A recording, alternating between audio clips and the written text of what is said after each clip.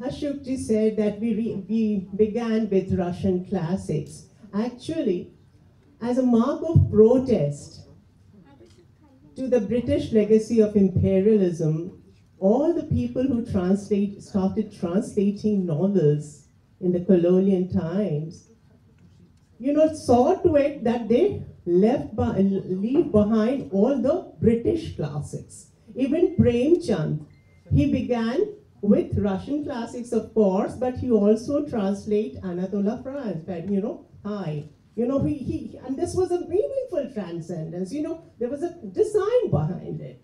So not only Russian classics, all the non-British classics from the European continent, we translated into Hindi. So this was a kind of colonial protest, but very, very meaningfully so.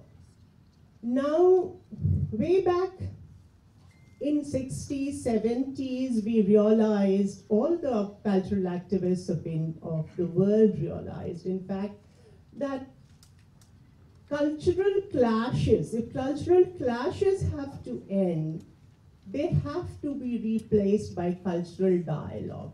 So translation is the only way out. And about Simone de Beauvoir, there is a very interesting fact that I would like to highlight.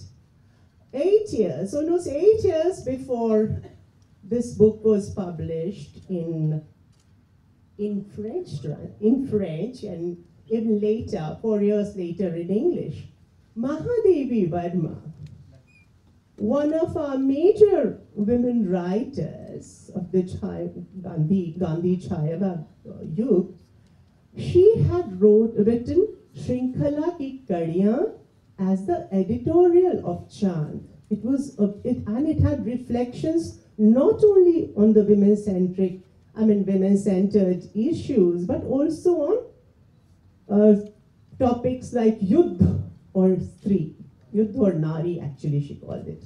And many such, burning topics of the day, which highlight the fact that when you actually grant opportunities and speech to women, they don't think about only their welfare.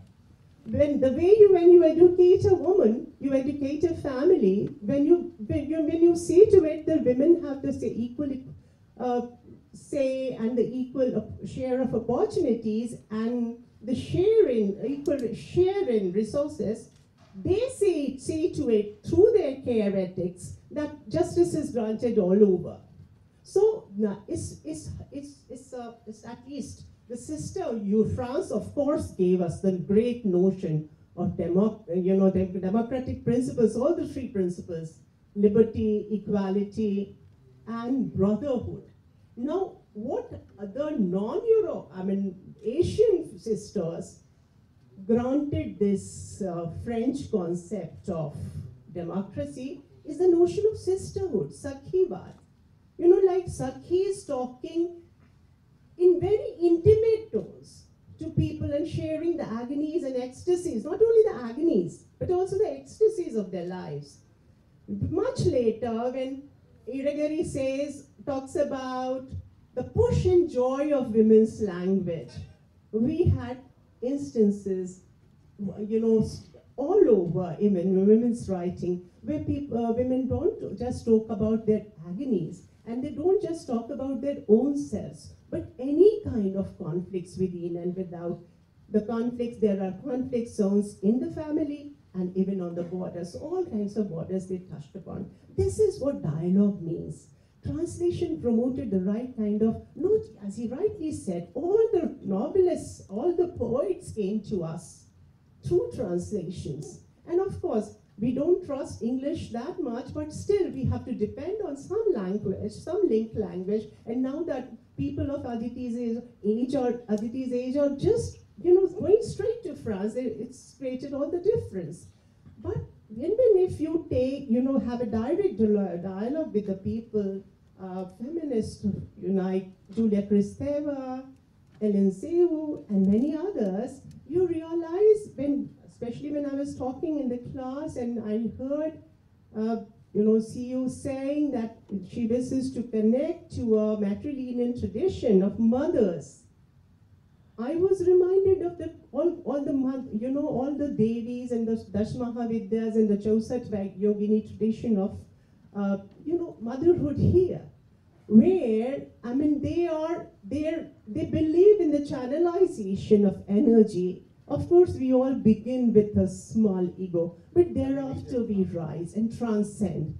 And this whole idea of mothering the earth and, being a sister to the oppressed germinated here. And at this point, we can't even forget Romeo Rolla, who saw, who had such keen interest in the 6 schools of philosophy, Indian school of philosophy, that he wrote biographies, not only of Ramakrishna Paramahans, but also Gandhi and Tagore. So this is what Adan Pradan means. It's also Pradan, and not only Adan, just not the import, but also the export. So this is how through translation, the electricity of a one language goes to the other, and the circuit is complete. So this is how things have happened. Derrida, for instance, Gayatri Spivak has been Derrida's student.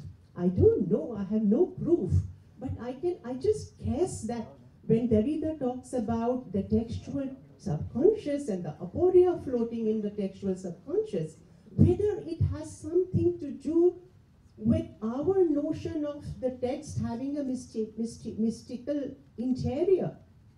We know Bhartrihari, we know Vakyapadiyam, we know about the notion of Parapashanti, Madhyama, and Vaikhari. So what is it? Three-fourths of it is textual subconscious, and Vaikhari is also just the surface of it.